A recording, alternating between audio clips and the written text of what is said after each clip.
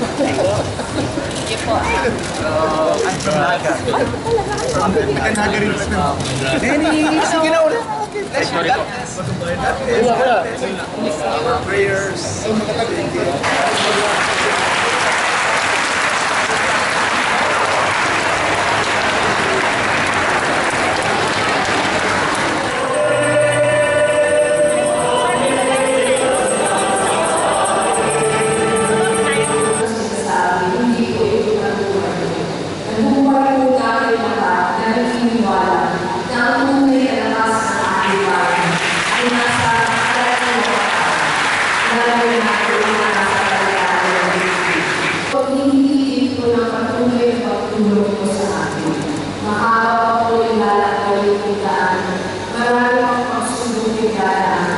Hindi ko rin po ito kaya ng pasalamasa. Kailangan ko ito yung suporta. Kailangan ko yung inyong hindi pagkakasan. Kung lang yung malalayo asawa ko, talaga ito lahat na nagpa-providensya na. Marami kong sinasabi, hindi ko ito yung shock, hindi ko ito pinala. Kung naman ko ako kasuman ko, wala ko ito sa akin panaginip pero nangyari. Yung pag-iip pangalawang pangulo, parang yung ideya yung umpisa nakakatawa. Kasi sino naman si Medyo para pag-isipan na gawin yung pangalawang pangulo. Pero ngayon po yung mukhang imposible na natin.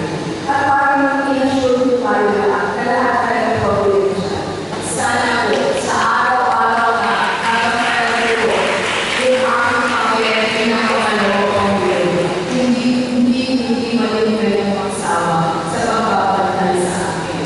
Kung sigurado lang ako, hindi ako mawawala sa amang lakas.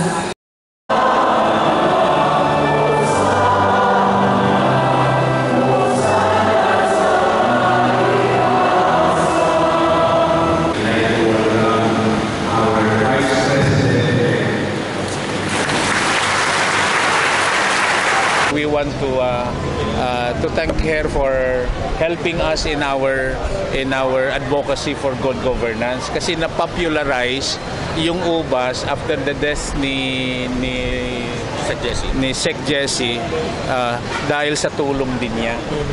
Kasi hindi ba yung mga advocacy natin sa national level This is the first time that I think that's the beauty or yung significance ng ginawa ni Jess, ni Secretary Jess, dinala niyang advocacy sa baba. So he invited the bishops to get involved kasi alam niya na may network ang mga simbahan.